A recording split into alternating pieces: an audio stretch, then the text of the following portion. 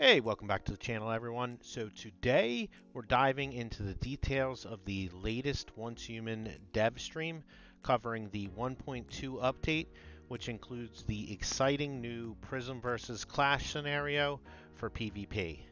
I've got all the highlights, answers to common questions, and updates you'll need to know. However, if you want to watch the full dev stream, I'll link it in the description. Now let's get started. So before we dive into the new scenario, here are some quick updates and common questions answered by Sammy, the community manager. The first question was, will we be able to change our gender? So a lot of players have been asking when they'll be able to change their character's gender.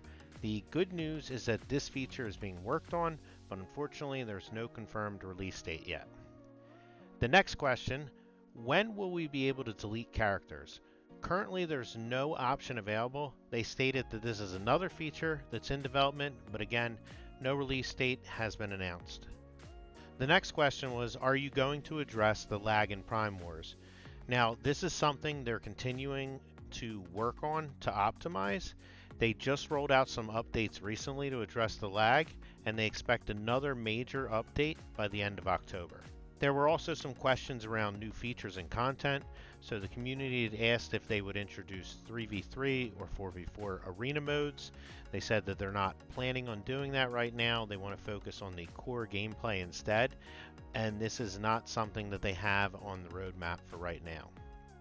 They also stated that construction is getting some love, so we expect to see some more furniture, prints, construction pieces, and possibly updates to building limits. However, they didn't mention if these items will be added to the game as drops, through the shop, or both. I'm going to assume that it'll be added to drops because we already see them adding them to the shop all the time. They were asked about the possibility of an auction house. They said there's no plans for an auction house. The devs want to keep the social aspect of player trading, and they're excited to see how player-created markets have evolved.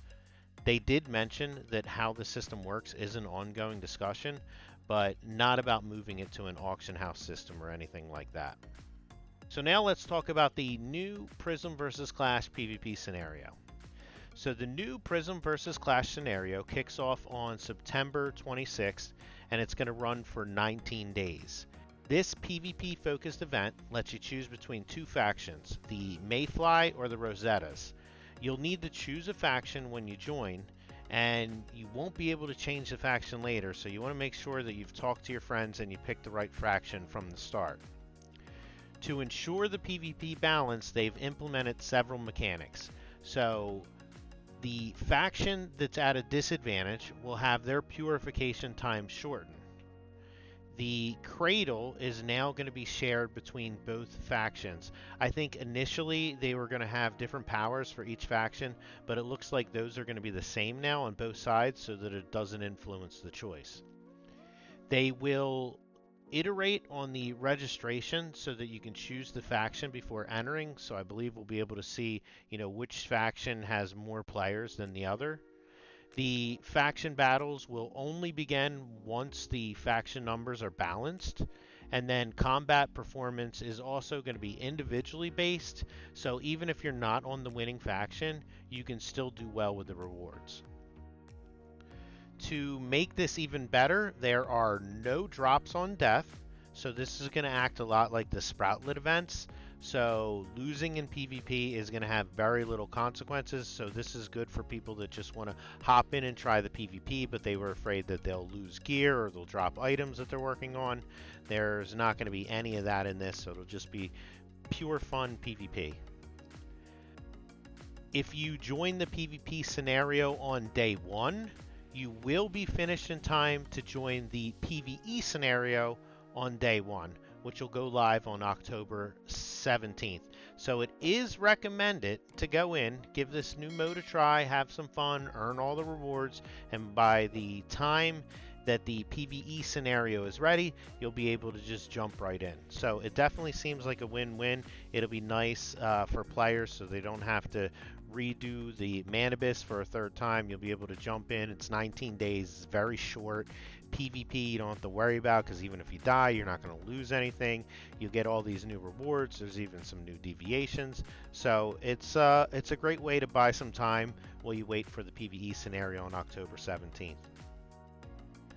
To keep things fresh outside of the gameplay details, which we'll go into, they're also going to be adding new story, quests, and activities in the scenario that explores the background story of the Mayflies and the Rosettas. So we will also have fresh new stuff to do. We won't be playing the same old story and content. So for the gameplay details, the season is broken into 4 phases over 19 days, which include raiding territories and contested zones and completing challenges for faction points. The faction score is going to be based on how much Prism energy your faction has, and at the end of the season, the faction with the most Prism energy wins. So to get Prism energy, you'll basically be capturing special Prism versions of the deviations in contested zones. So this will work a lot like the Chaotic Cortex system on the PvP server, where you'll be marked on the map for everyone to see, and then you'll have to transport them to a containment unit to cleanse, which will reward the faction with Prism energy based on the deviant and their level. The basic ones will be worth 10 Prism energy, and the rare ones called the Berserkosaurus Rex and the Radiant one will be worth 200 and 400 Prism energy. The Berserkosaurus Rex is going to spawn in phases 2 and 3, and the Radiant one will only spawn in phase 3. To secure the deviants, you'll need to build a containment unit in the contested area. So it's probably wise to have this done before securing the deviations, but you can do it on the fly too. Or maybe the factions will have one set up that they keep and they hold. So there'll be like faction bases out there. So if you find one, you just run to your closest faction base, which will, I guess, be like the hub where people hang out, and then you'll want to work together to secure it. The purification is going to take anywhere from 30 minutes to 2 hours to secure it, depending on the rarity of the deviation. And then this time may also change based on faction imbalance. As they stated before, the faction that is imbalanced, their securement would be faster. Finally, if you teleport, enter a safe zone, get defeated by another player, or enter a dungeon while carrying the Prism deviation, it's going to escape and it will return back to the contested area. The same if the securement facility gets destroyed while you're purifying it. And then as an added bonus, there'll be a sanctuary time from midnight to noon where all buildings in the contested zones will receive 70% less damage from metas. So this will keep people from blowing up the faction bases in the middle of the night or when less players are online to defend. So for the scenario breakdown, phase 1 is going to last for 5 days. We'll have 4 regions available, and this will get us familiar with the faction war. We'll be able to try out the different game modes and level up. The leveling experience is going to be increased by like 1,000%, so we're going to level up super fast. Phase 2 is going to last for 7 days. Western Blackfell is going to become accessible.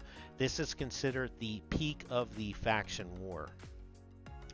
Phase 3 is also going to last for 7 days, and this one's called the Last Stand, and East Blackfell is going to open up, and it'll also feature pro mode dungeons.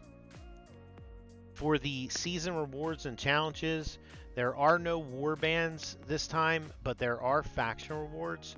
So you'll have personal goals and loot crates for winners and losers at the end of the season. You'll get 9 loot crates for the winner, 6 for the loser, and if there's a tie, both teams will end up getting 9. There'll also be individual ranking rewards each phase, which can be shared with another player. So if you get your rewards and you want to share it with your friend, you'll be able to do that. So that pretty much sums up the PvP scenario. It looks like a lot of fun. 3 weeks seems like a perfect time to try something new before jumping into the winter scenario. So let me know down in the comments which faction you plan to go and why out of the Rosettas and the Mayflies. Now, as mentioned before, the new PvE scenario is going to launch on October 17th. It's going to be a brand new PvE scenario, which we can expect new exploration areas, survival mechanics, and more. So this will be the winter one. There will also be a dev stream sometime in October before it releases. I'll also put together a video for that going over all the details similar to this one. Other updates and features that they talked about, there's going to be the ranching system update with 1.2. So breeding is going to go live, which is going to include animal variants, which will produce unique offspring appearances. So that's kind of cool. And then once that's out, we'll have more details and I'll do an updated ultimate taming guide. However, if you haven't seen the original one I did, I highly recommend it. I may be biased, but I personally think it's pretty funny and it was a lot of fun to do. So definitely check that out. They're also going to be adding an Eternal Land enhancement, which I think is really, really cool. So essentially, others will be able to see your Eternal Land in a menu, and they'll be able to visit it. And if you set up like a really nice Eternal Land and people enjoy it, they'll be able to like the entrance, which will make it bigger for everyone else to see, which should result in more visitors to kind of show off what you've done there. So I thought that was really cool, and it finally gives us a reason to go to the Eternal Land and, you know, make it look nice, do some builds there, and maybe show off all the stuff that you've got throughout the season. So all those deviant variants, if you're not going to bring them back into the other season, you can, you know, display them in there. They added a new weapon blueprint in 1.2. It's the katana, which we'll be able to purchase from the wish machine. So this is something that I know I've been looking forward to, so I'm glad to see it come into the game. I know there will also be 5 new weapons coming out soon, but I think those will release with the PVE scenario, and once I have more information on that, you know, I'll make a video. They're also adding multi-language support, so Russia, Spanish, and Portuguese will be added to the next update. Now, they gave out 2 redemption codes for this, so I'm going to put them up here on the screen for you. And essentially what you're going to want to do is hit F2 and then go and hit X to redeem the code. You're going to put these in. These are all case sensitive, so make sure you have your caps lock on, and you want to put in each one of these codes one at a time, and they'll each be worth 500 Starchrom. So there's a free 1000 Starchrom for you. Make sure that you do this before it expires on October 31st. So if you're watching this video after that, I am sorry, it has probably expired, but you know what? Just go ahead and try it anyway. The new Lightforge crate with skins and a Twitch drop rewards are going to be going live with the update, so you'll want to watch streams and earn those exclusive rewards. It'll be a face mask skin as well as a shotgun skin, which look pretty cool. This might actually be the first Lightforge crate that I actually purchased. They have a vehicle skin that looks absolutely amazing. It's called Speedy Wings, and it just might be enough to finally break me. So you can see that on the screen now. Super cool. So that's everything for 1.2. And a little more. If you found this summary helpful, please consider hitting that subscribe button and leave a like. Remember, 98% of my viewers are not subscribed yet, so make sure that you're part of that 2% of cool ones. And then join the discussion in the comments. Let us know what your thoughts are on the new PvP scenario, if you plan to play it, if you are waiting on, you know, your server until PvE comes anyway, what faction you're going to join and why. And also, you know, don't forget to hop into our Discord, share your thoughts on everything. The link is in the description. And as always, thanks for watching, and I'll see you in the next one.